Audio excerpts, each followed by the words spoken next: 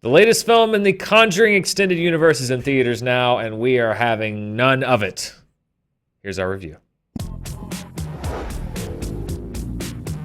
Today's episode is brought to you by Shadow of the Tomb Raider, available September 14th. Pre-order now for 2-day early access.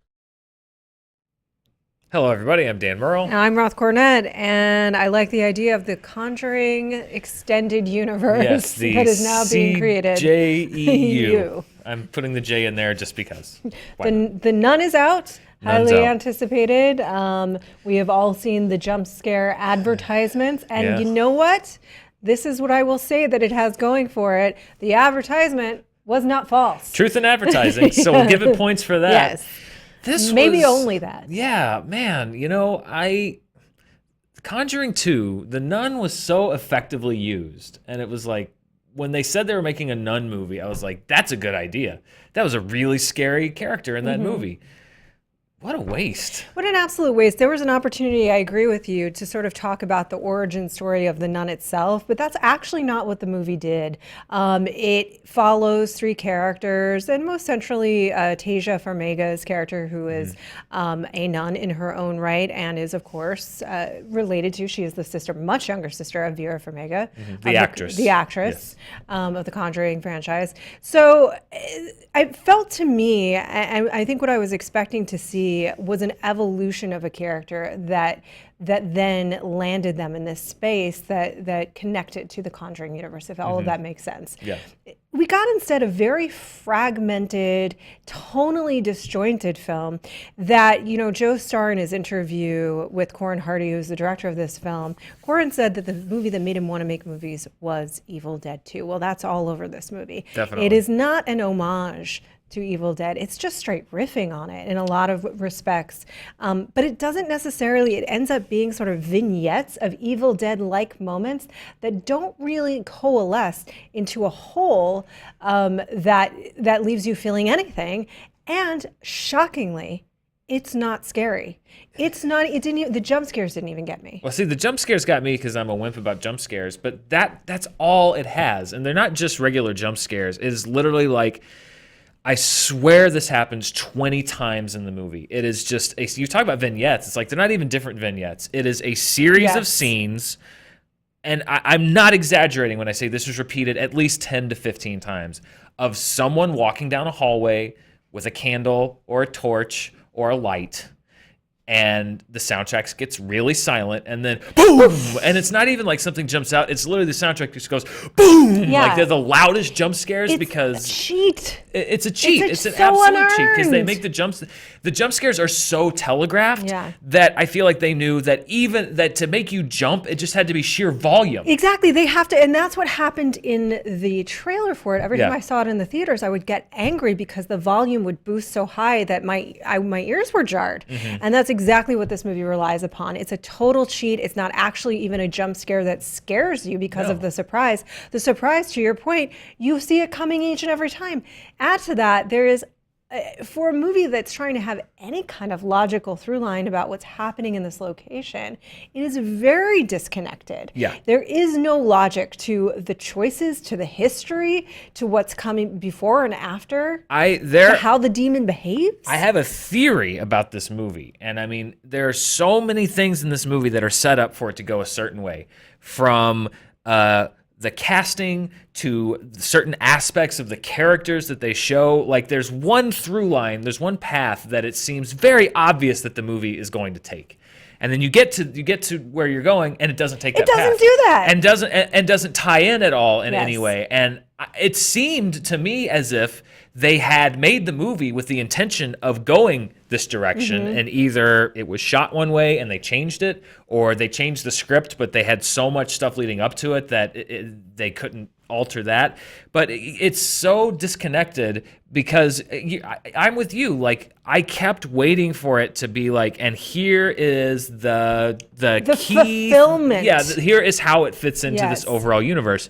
And it's a very tangential, just kind of tack on And by the way, thing. an unimportant, an Really not important, not set up in any way, nothing that makes you go like, oh, it's literally just like, oh, and here it is. And it's like, it feels like they were going for something way deeper and more complex, and that they pulled back from it. Yeah. And there are certain choices made in the movie that make absolutely no sense whatsoever when you view it from the end. I agree, and it feels like the movie is hamstrung by being a part of the Conjuring franchise in a sense, which is odd because it feels to me that this director wanted to make a certain kind of film. Which, by the way, we don't need Evil Dead 2 remade. If you want to love it, then great, riff on it. Go watch Evil Dead 2. But we don't need it remade.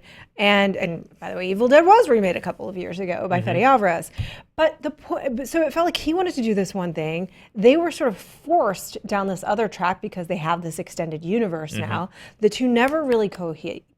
When it's trying to be scary, it's predictive. When it's trying to be funny, it's as if you hear the punchline and you already knew it was coming, right? So it fails in both those respects. And it's so predictable when it's trying to be funny and when it's trying to be scary that both fall flat. And it achieves neither. For a movie called The Nun, I mean, there are nuns in it, but The Nun... Yeah. Not in this movie very much. Yes. And not for a reason, like in Jaws or the new Godzilla, where it's like, well, we're saving the reveal to be effective. No, there are other scary things. There's demon kids and like the dead body that bolts upright, and it's just every cheap scare in the book is in this movie.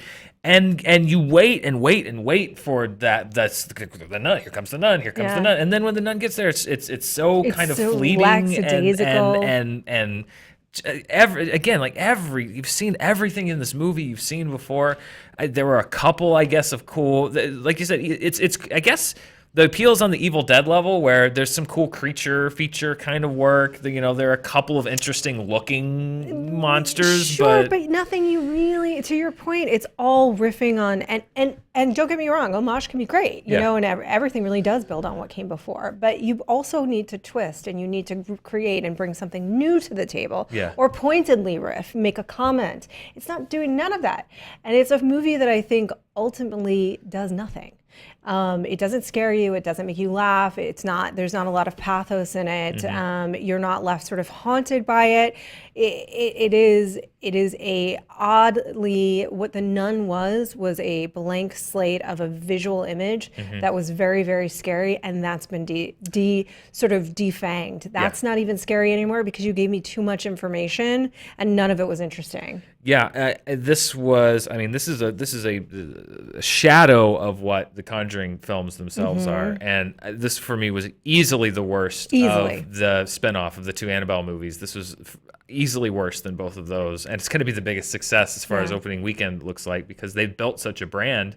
I think it's a hit to the brand because the Conjuring films have always seemed to have a little bit of that extra level. The first Annabelle didn't, but the second one, but they learned from that, and I think Annabelle Creation was a marked improvement over the first Annabelle film, and the first Annabelle film was not liked by audiences, and it was initially a big hit, but then audiences really hated it, and it felt like they took that to heart, and when they did the sequel to Annabelle, they tried to infuse it with something extra, and I think they succeeded. So it's disappointing to see them backslide now and really deliver something so generic and bland, cliche, joyless. Yeah, it's flavorless. It's a real bummer because the standout for me of Conjuring 2 was that character and how creepy James Wan made her and how effective they used her in a few of those sequences. And so to see her get her own movie and for it to be such a letdown, it's really disappointing. It is really disappointing, and I think what the Conjuring 2, what Annabelle Creation did that this movie did not is hit those tonal beats just beautifully. It played with the humor, and it still had jump scares and stuff, but it had jump scares, but it was also legitimately creepy. The two little girls had a great relationship. That was a big success in my mind as a very fun horror movie. It's maybe not the best one ever made, or even in the last 2 years, certainly. But it was a fun horror movie. This isn't fun at all. It's a slog. It's a slog. If you want to go see a joyless, fearless, and not in the good way, slog of a horror movie, I guess go see this. But if you want to enjoy your weekend, there's plenty of other films for you to see both in theaters and right at home. And it's just not this one. I can't recommend it. Yeah, I agree. I mean, if your definition of a great horror movie is the jump scares, that's literally, for me, the only thing this movie had to offer was cheap jump scares. Nothing really beyond that you haven't seen in 10 better horror movies I also Can't recommend that you see The Nun. Hopefully there'll be a better one. Or at least we're entering the Halloween season. There was a trailer for the new Halloween movie before this one last night. Looks great. It looks really good. So hopefully there's going to be some other better scary movies down the line, because this is kind of an inauspicious kickoff to the Halloween season 2018. Yeah, it sure is. And we had some great horror movies last year and A couple years ago too. So we have still high hopes for the rest of the season of horror, but not for this one. And you know what? Maybe the director and the studio just couldn't get on the same page. So, Maybe so. Hope to see more from him with a little more teeth to it in the future. Well, that's our review of The Nun. I think it's pretty obvious how we thought. What did you think? Did you think we're crazy? Did it have you jumping out of your seat and throwing popcorn around? Did you have a good time? Let us know in the comments below. And as always, we'll be back very soon with more reviews of the latest films hitting theaters.